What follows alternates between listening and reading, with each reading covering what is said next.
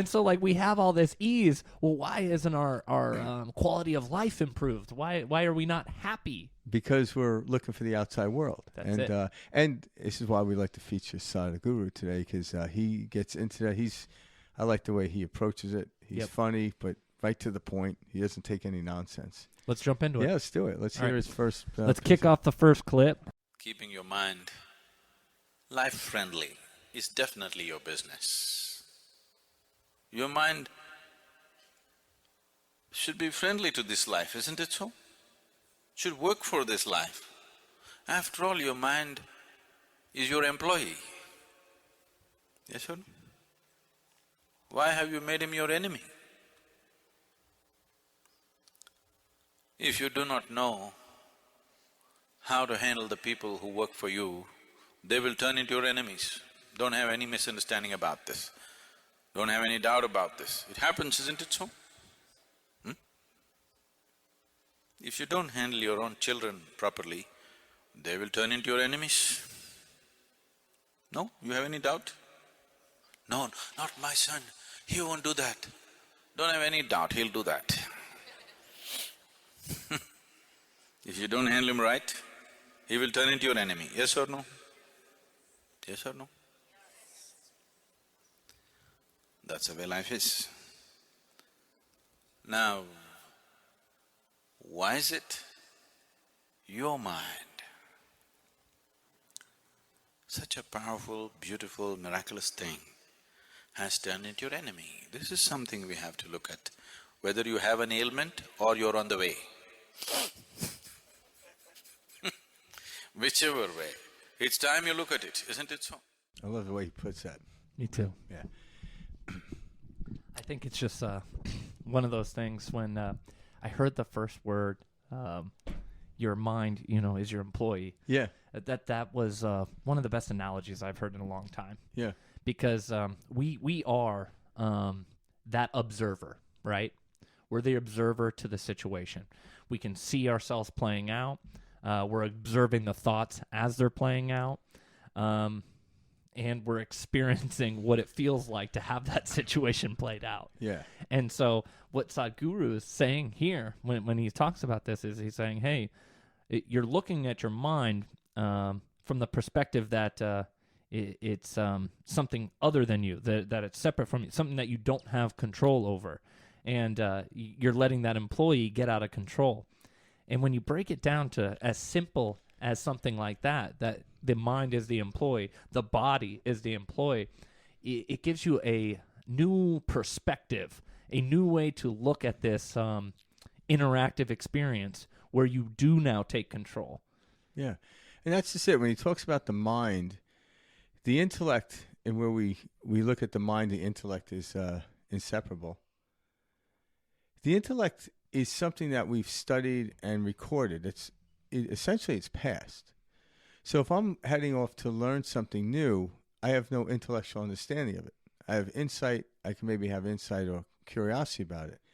But once you allow the intellect to run the mind, it takes over. So now you got the employees running the shop, and it's not going to go well. So once we go in and get to the place where we're controlling it and actually making an employee, making our friend, we're actually heading into the unknown without knowing what's going to happen, but yet generating a feeling that's going to allow me to move in, and then a knowing becomes. But if I know everything, I'm closed to anything new. And I don't know everything. I know very little, which keeps me open to knowing more. And that's kind of how he was talking about the mind. The intellect, for intellects, is where the problem is. So going back to the comment we made before, that we're the most comfortable civilization known to man. We have more information, all these things accessible to us, but we're unhappy. Why? Because our intellect has grown so great that it's the torture device now. Well, we spent this weird amount of time becoming only a left brain society. Yeah, memorizing. So the left brain is what, facts, reasoning, logic, all that type of stuff.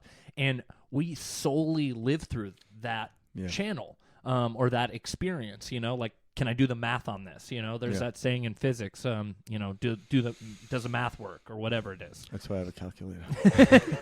But it's we live in such a left brain society, and it's out of balance. Yeah. And this out of balance resonates with the feelings that we all share, like as a collective consciousness as well. Yeah, what I've heard him say before, and not on this one, but he says, look at his intellect as a sharp tool.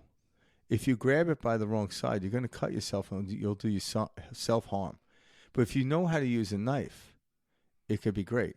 But we're not knowing how to use our intellect. And I love that. Yeah, and how do we use our intellect? If you don't use it with what we consider the emotional side or the right side of the brain equally. Again, if you're just all right side, you're not going to get anywhere in life. You're trying to cut, steak with a butter knife, that's not going to help either.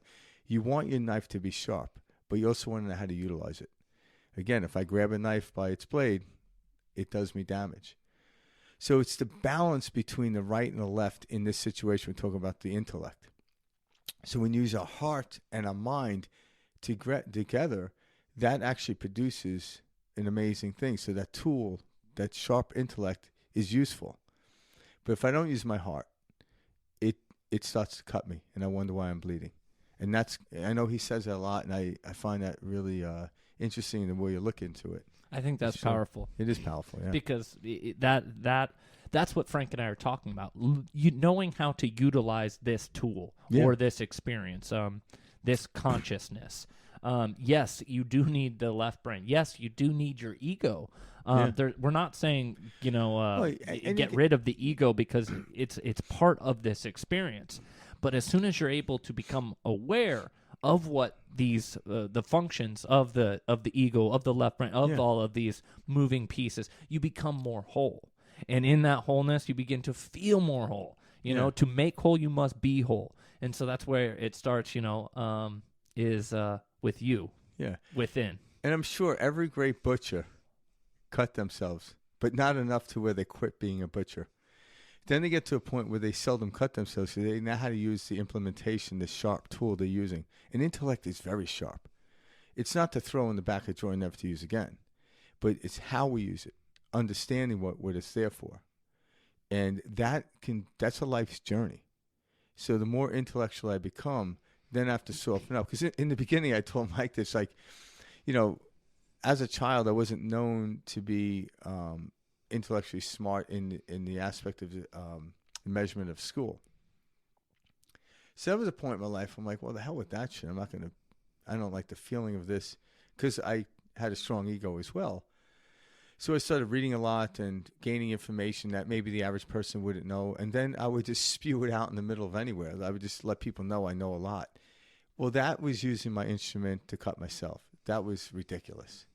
So compensating type of thing. Yeah, I was trying to compensate. I grabbing the blade. So I'm using it to now I look like an idiot. I even feel like an idiot doing that.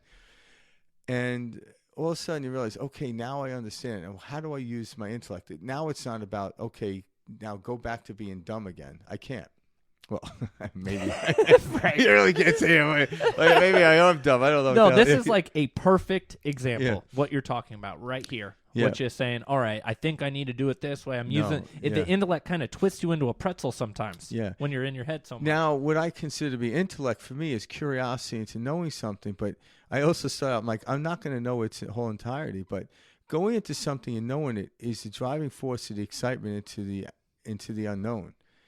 And that's when things happen.